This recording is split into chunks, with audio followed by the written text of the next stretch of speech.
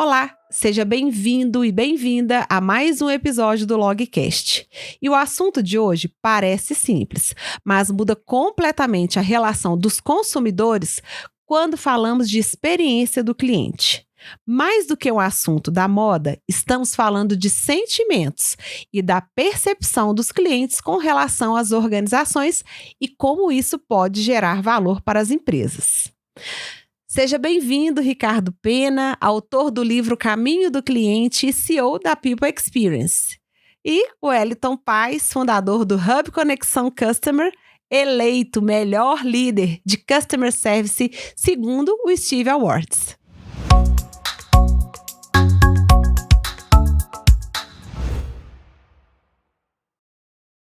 Seja bem-vindo, Wellington e Ricardo. Estou muito feliz de receber vocês aqui na Log para mais um episódio do Logcast.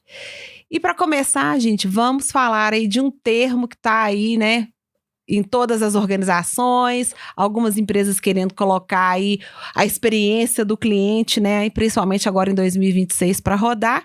Mas vamos começar entendendo realmente o que é e o que não é experiência do cliente para vocês. Bom, para mim, experiência do cliente nada mais é do que expectativa atendida. Então, quando a empresa atende a expectativa, conhece a expectativa do cliente e trabalha para entregá-la, sucesso. Quando a empresa deixa isso de lado, não conhece bem o cliente, acaba tendo fracasso aí na experiência do cliente. Então, para mim, a experiência do cliente é expectativa.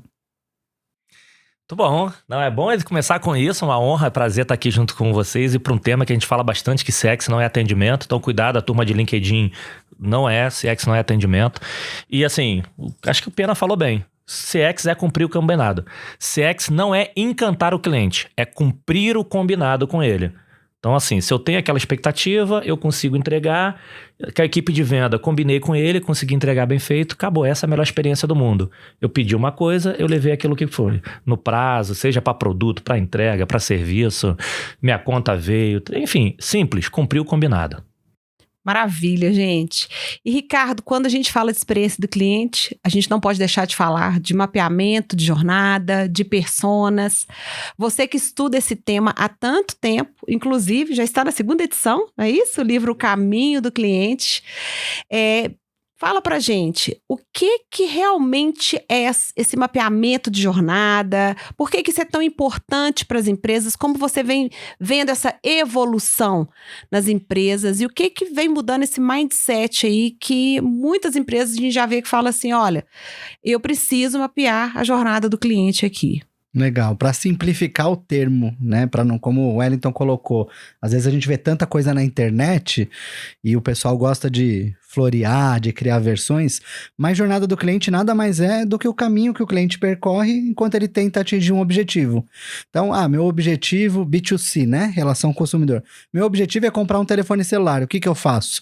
Eu vou na internet, eu olho o site, eu pergunto para um amigo, eu vou numa loja, eu pego o aparelho, aí eu pago, recebo, então tudo isso que eu faço como caminho para concluir é a jornada do cliente. No B2B, nas relações de empresa, a mesma coisa. Preciso comprar um software financeiro na minha empresa. A mesma coisa, tem um caminho. Eu vou pesquisar, vou falar com outras empresas, vou ver preço, apresentação, até que eu fecho o negócio e recebo.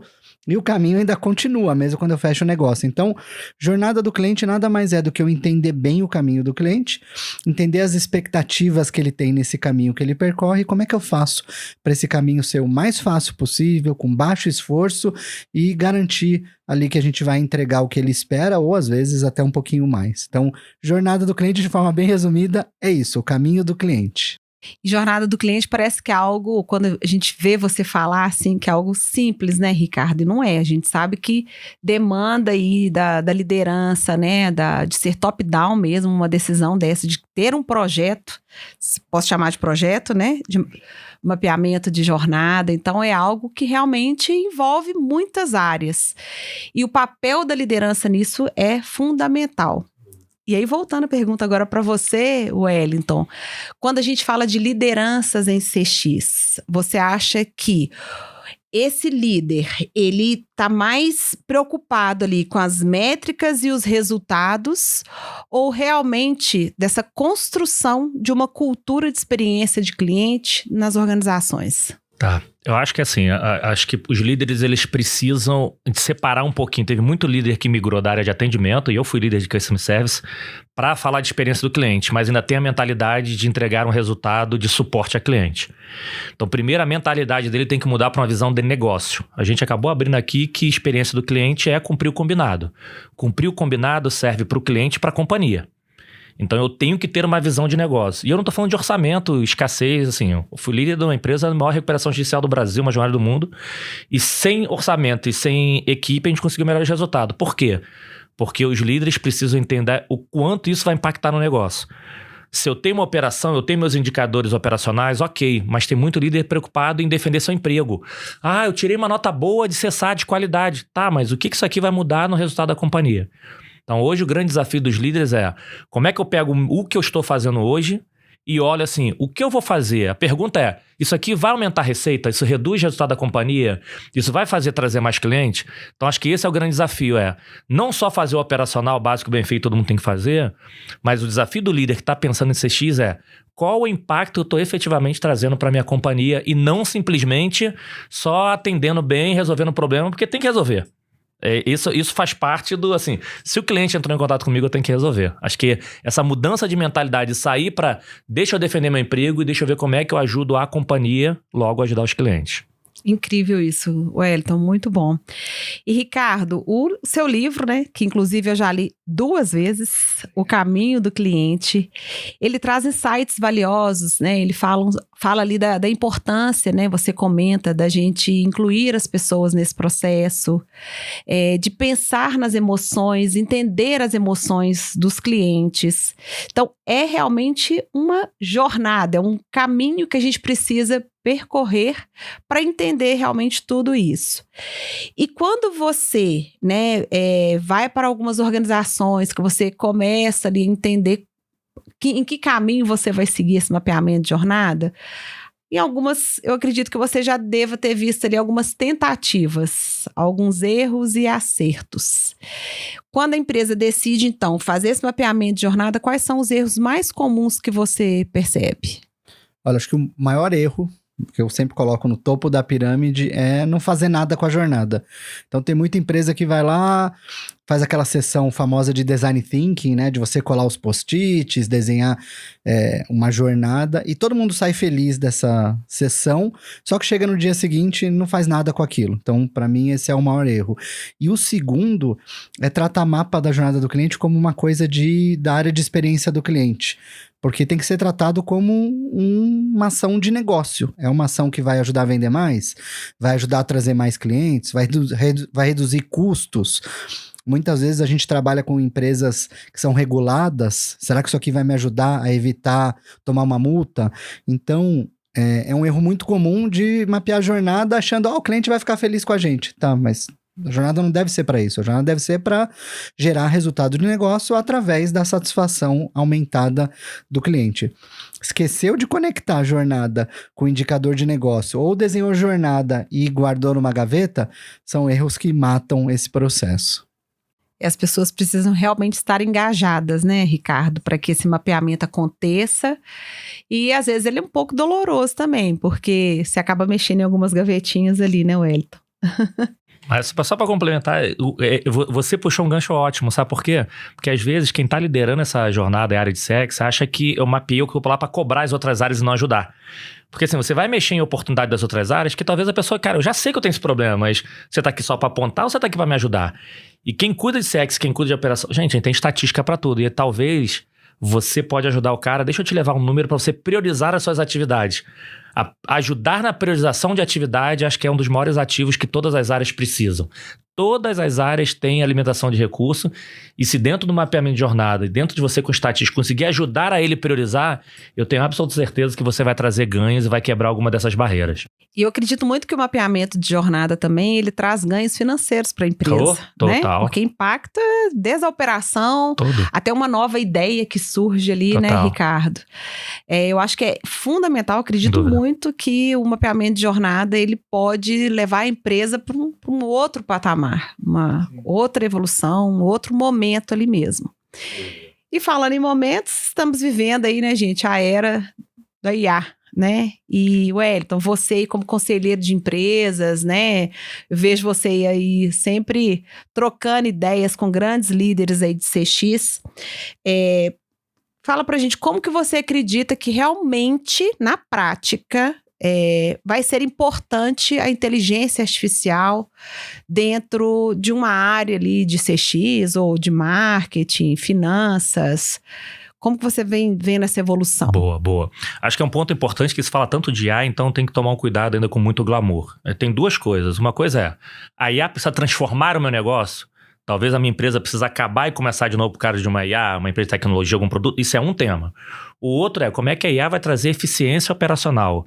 E foi engraçado, a gente estava falando ainda sobre aqui nos bastidores, eu estava no evento de mídia, né, de televisão, o quanto ainda existe de criação, pessoas e a IA usa para produtividade. Então o que eu vejo? A primeira coisa, a evolução da IA. Vai aumentar muito mais a produtividade. Significa que eu vou usar muito mais a inteligência para o meu negócio. Atividades braçais, gente, eu fui atendente call center e sei que algumas coisas vão reduzir. Gente, faz parte do mundo, Revolução Industrial, não vamos entrar nesse mérito. O grande ponto, 2 cuidados. É não ir na moda, eu vou usar para o que alguém está usando. Segundo, é um tema relacionado à cultura de IA. Não adianta eu falar que eu tenho que implementar. IA tem que deixar de ser uma ação de uma área e a empresa entender. Se é uma cultura de IA, na portaria eu tenho alguma coisa que eu uso IA. A pessoa usa no teu dia a dia para a sua função pessoal. Então tem um tema de cultura versus uma ação de uma área que está totalmente isolada. Esse é um cuidado. Mas efetivamente vai trazer automação, vai trazer redução e tem um tema ligado à tecnologia que é muito mais do que IA, Lu, que é o tema de dados estatísticos. Para você ter uma ideia, eu implantei um projeto de automação de um processo de mudança de endereço que a gente falou assim, tinha um atendente que tinha que botar em 5, 6 sistemas. Cara, isso aqui é um problema. Hoje em dia você bota uma ferramenta e faz isso para você. O meu problema não estava nisso porque os caras criavam uma dica. O meu problema estava o tempo que eu demorava para pegar o endereço com o cliente e o tempo para depois confirmar. Com a tecnologia me mostrou que meu problema não era a tecnologia. Então fiquem atentos para as informações que vão ter.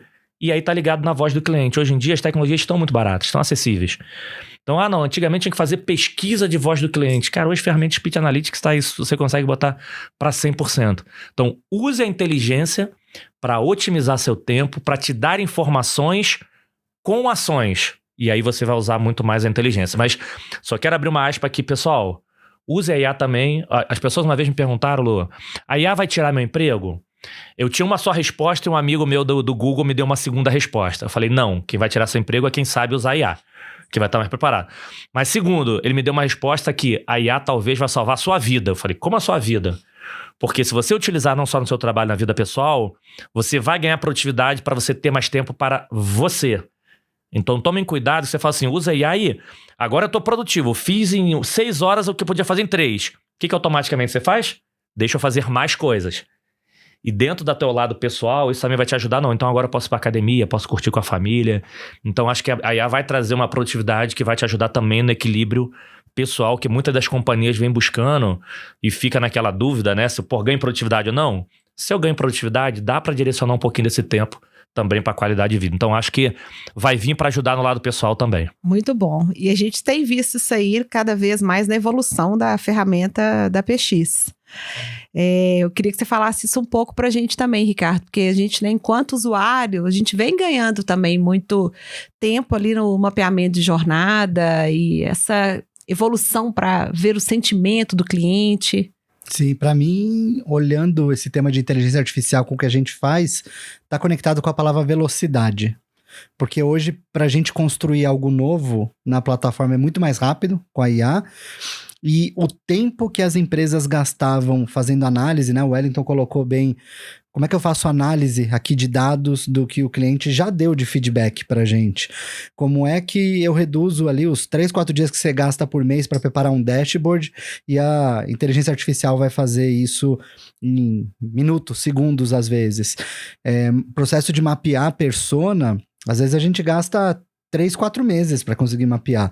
E agora a gente está reduzindo para 2, 3 semanas. Meu Deus. Porque diminui drasticamente. Claro que a gente tem que usar de forma correta, né? Mas para mim é isso, é velocidade. Você vai ficar um profissional ainda mais valioso porque você vai conseguir entregar mais em menos tempo. Sem contar que a gente ganha velocidade também para entender as dores dos clientes de uma forma muito mais ágil e a gente consegue atuar também com uma agilidade maior. Sim, né? consegue fazer muito mais. Hoje você consegue, com a nossa solução, conversar com o seu cliente. Ele vira o seu consultor. Então você entra lá e pergunta, cliente, qual é o melhor brinde para mandar para você? Cliente, vou fazer uma apresentação comercial, o que não pode faltar para ganhar sua atenção? Então a gente conseguiu transformar aquele desenho de persona, que também ficava guardado, em algo que a empresa inteira consegue usar, fazendo perguntas e recebendo respostas ricas aí. É o que você comentou, né? A gente tem que saber usar, né, Wellington? E não fazer um mapeamento, ver a voz do cliente, escutar, né, essa voz do cliente e depois colocar numa gaveta. Isso tudo precisa virar programas, projetos para gerar esses resultados para as empresas. Que é um outro ponto. Outro dia eu escutei uma outra profissional, não tem problema a gente falar o nome dela aqui, a Cláudia Vale, comentando lá no LinkedIn que muitas empresas agora estão descredibilizando também, infelizmente, a área de CX. E eu acredito muito que não é a empresa que está descredibilizando, talvez é o profissional que também não esteja preparado para colocar uma área de CX para gerar valor realmente para a companhia.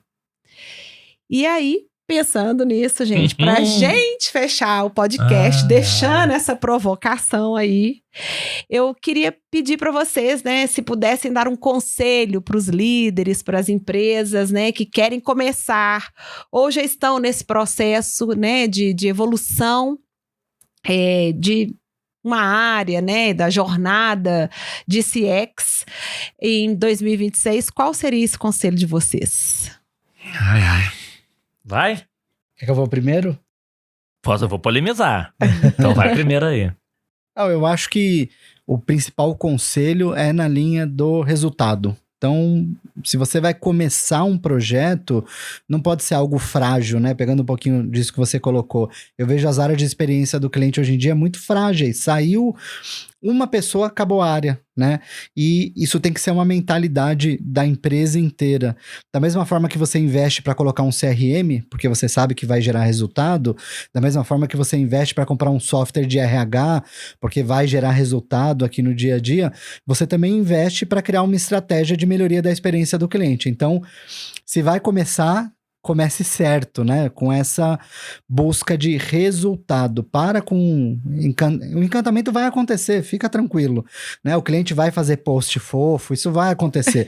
Mas o seu objetivo é, vou criar um programa de melhoria em 2026, porque isso vai fazer a empresa vender mais, reduzir custo, evitar riscos. Tem que ser essa mentalidade de quem vai iniciar um problema. Um programa em 2026. Boa, legal. Acho que assim, eu vou começar pelo primeiro ponto, que a maioria das pessoas nem sabe o que é CX. E acho que isso é um problema. Muitas das áreas morrem porque quem está encabeçando não sabe o que é para fazer. Então, entendam realmente qual vai ser meu papel de CX, CS, atendimento e tudo isso. Acho que isso assim, já mata. Segundo, acho que só reforçar o que o Pena falou. Eu estou ali para ser guardião da cultura do cliente e do negócio da companhia. Eu não estou ali para dizer que meu NPS está maior. Legal, meu NPS saiu de 50 para 60. Uau, o que mudou? Aumentou de receita? Nada. O que reduziu de custo? Nada. O que isso mudou? Nada. Então, tá. Para que eu tenho isso? Eu estou ali com o papel de guardião da companhia, mas eu estou guardião do negócio da companhia. E não simplesmente do indicador que está para lá. Então as pessoas estão se prendendo a CS, CSAT, NPS, sei lá qual foi o indicador, e não está pensando no negócio da companhia. Se é uma área que vai fazer com que todas as companhias reduzam falhas, aumente receita, ajuste na venda para, como a gente falou bem no início aqui, alinhe a expectativa do cliente, eu não vou ficar baseado em indicadores somente, porque é um indicador de benchmark, por exemplo, no NPS. As pessoas vão fazer isso se elas entenderem qual é o papel dela, e hoje o desafio dessas pessoas estão reduzindo porque elas não sabem o papel. E o ponto que eu queria fechar, que eu gosto sempre de reforçar, gente, que é assim, a autonomia não está ligada a poderes. Não está ligado a meu crachá, não está ligado a minha atitude, não está ligado se eu sou diretor, se eu sou analista. Está ligado à atitude que você faz com essas pessoas. Igual a tema de recursos. Volto a falar, eu estava no momento de recuperação judicial, onde eu tive que mandar a gente embora, onde tive redução de orçamento, e foram os melhores resultados da companhia. Por quê? Que aí eu acho que a área de CX tem muito papel. O quanto vocês usam as demais áreas para te ajudar no resultado. O quanto você utiliza os teus fornecedores como parte dentro da tua empresa, é aqui o exemplo que você deu do Pena, para te ajudar nos teus resultados. Então sai um pouquinho do pedestal e fala o seguinte, cara, deixa eu usar todo esse recurso que eu tenho absoluta certeza, mais de 90% dos executivos das empresas não usam o potencial dos recursos, seja pessoa, seja técnico que tem, e reclama por falta de orçamento ou falta de pessoas. Você pode ter uma pessoa, um líder de CX e transformar uma companhia, dependendo da atitude, se usa bem, então não é quantidade de recursos. Então, saiba o que você está fazendo, pense no negócio e use com os recursos, que a gente já falou aqui, ajudando os outros, não cobrando. Eu acho que esse tema de ter área ou não ter área, talvez, Lu, não vai nem mais existir, porque a preocupação dele já não vai ser mais o meu cargo. Se eu conseguir o cara, talvez você ganhe um bônus muito maior do que você ter o cargo do que tá lá, se você estiver ajudando a companhia. Então, acho que tem uma mudança de mindset que a gente está com a cultura de arrumar a desculpa e arrumar o problema. Se isso mudar um pouquinho, eu tenho certeza que vai mudar muito o resultado das empresas. Nossa, incrível, Wellington. Ricardo, muito obrigada por tantos insights. Tenho certeza que quem está aí nos escutando deve estar pensando assim, para que caminho eu vou agora, né? O que eu vou fazer agora para realmente ter essa transformação de mindset, de cultura, porque eu acredito muito nisso. Cultura nas empresas, ela é essencial para a gente conseguir fazer qualquer projeto de CX. Ah, não, calma aí, tem um negócio. Posso falar um negócio rapidinho? Claro. Cara, uma coisa que pessoal, estou aqui gravando aqui em Minas Gerais, no prédio da MRV & Co., que tá a log também aqui, tudo dentro. E tem uma frase super importante, inclusive eu tirei a foto e postei na entrada, porque eu gosto muito. Cara, não entrei naquela ali, eu falei, acho que é a primeira vez que eu tiro foto na entrada de uma empresa, eu nunca faço isso. Que eu me lembro, nunca fiz. Que fala sobre o deslimite. E eu gosto muito da assim, não se limite pela limitação dos outros. E tá na frase de entrada aqui do tema. Então acho que é bacana de estar aqui nesse podcast, a gente fazer esse bate-papo, que vem um pouquinho da cultura, que todo mundo que entra e sai desse prédio, a primeira coisa que tá ligado é a limitação das pessoas que não tem que ter. Então é só pra reforçar o negócio que eu lembrei, porque isso é uma frase de impacto quem entra aqui nesse prédio e tá falando sobre isso, porque tá muito ligado, as pessoas não fazem achando que tem limite, mas a limitação dos outros. Muito bom. Maravilhoso, Wellington. Então, o conselho que fica para as pessoas, para que em 2026 deslimite-se. Boa. E aproveito para convidar todos a seguir, né, a log em suas redes sociais, seguir o Wellington, Ricardo, e até o próximo Logcast.